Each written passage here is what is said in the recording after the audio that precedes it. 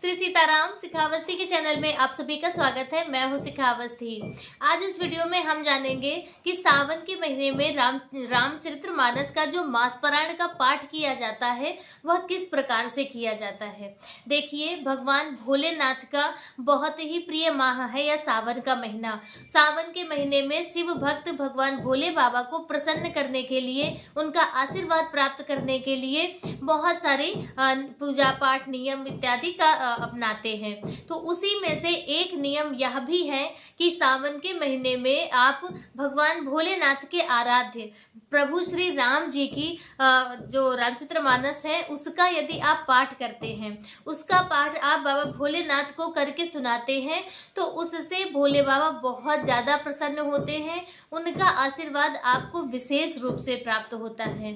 तो आज हम जानेंगे कि जो रामचरितमानस का मासपरायण का पाठ है वह किस प्रकार से किया जाता है, क्या उसके नियम हैं और उसके पढ़ने का क्या तरीका है। तो चलिए वीडियो की शुरुआत करते हैं।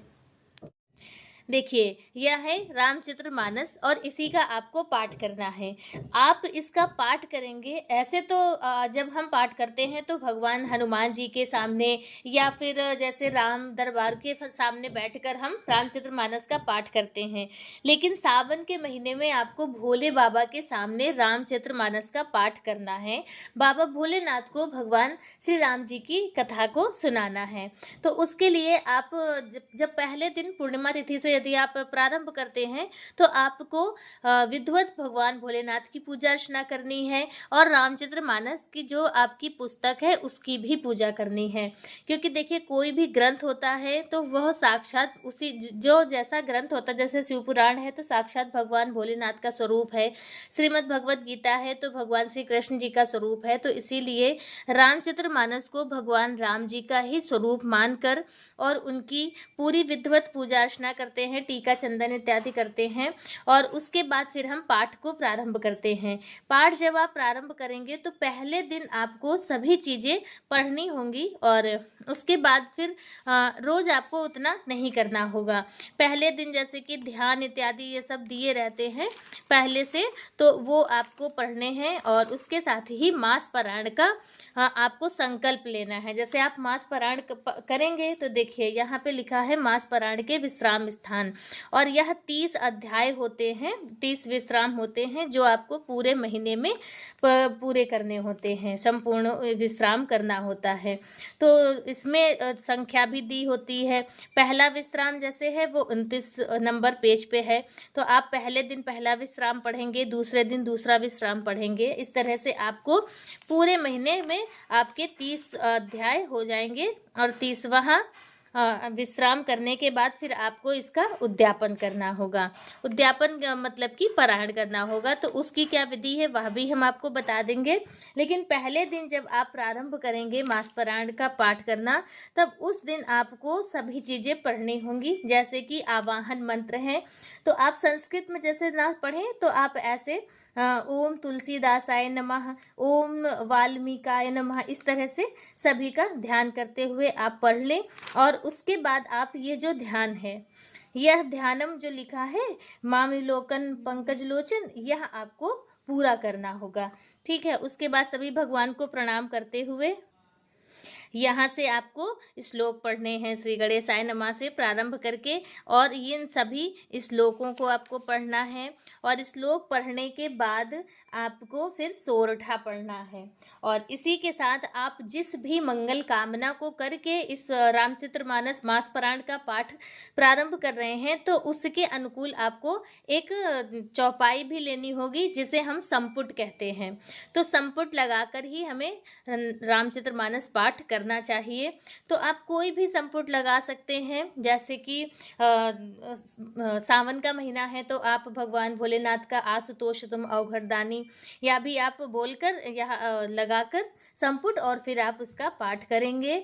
सभी श्लोकों को पढ़ने के बाद फिर आप यहाँ से सोरठा पढ़ेंगे। सोरठा पढ़ने के बाद फिर आपको दोहा पढ़ने हैं। दोहा के बाद आपको चौपाई करनी है। ठीक है। अब जैसे कि पहला दोहा आपका यहाँ पर होगा, ये देखिए, ये पहला दोहा है, दोहा नंबर 1 है, और उसी तरह से दोहा नंबर 2।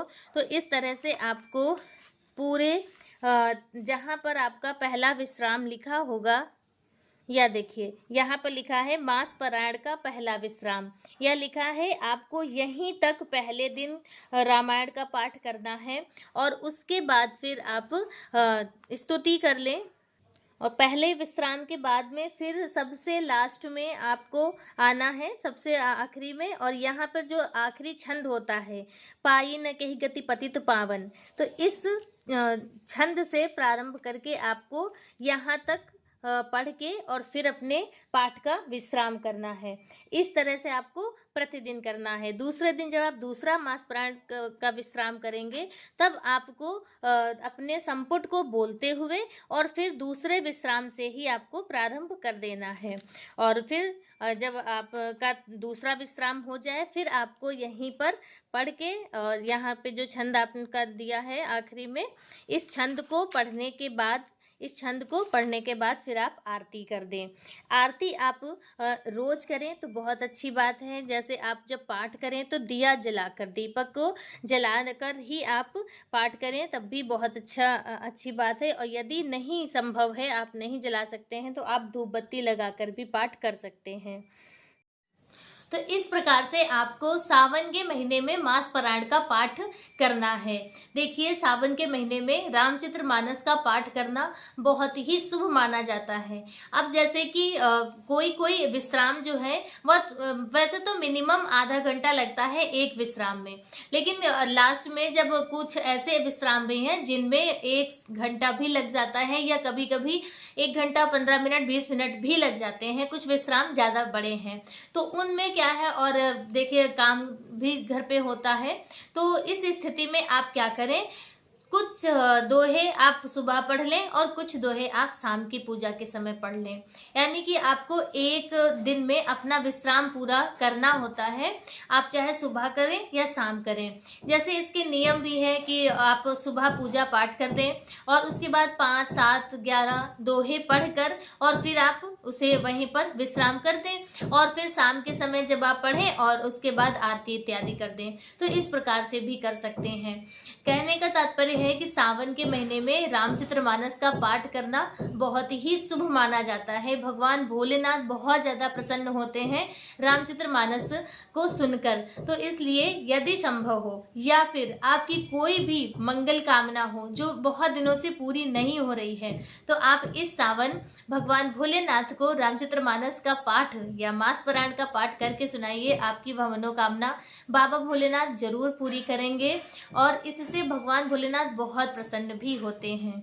तो आज का वीडियो मेरा बस इतना ही। वीडियो कैसा लगा कमेंट करके जरूर बताएं। किसी भी तरह का कोई प्रश्न करना हो वह भी आप बता सकते हैं। कोई कमी रह गई है तो वह भी आप कमेंट करके बता सकते हैं।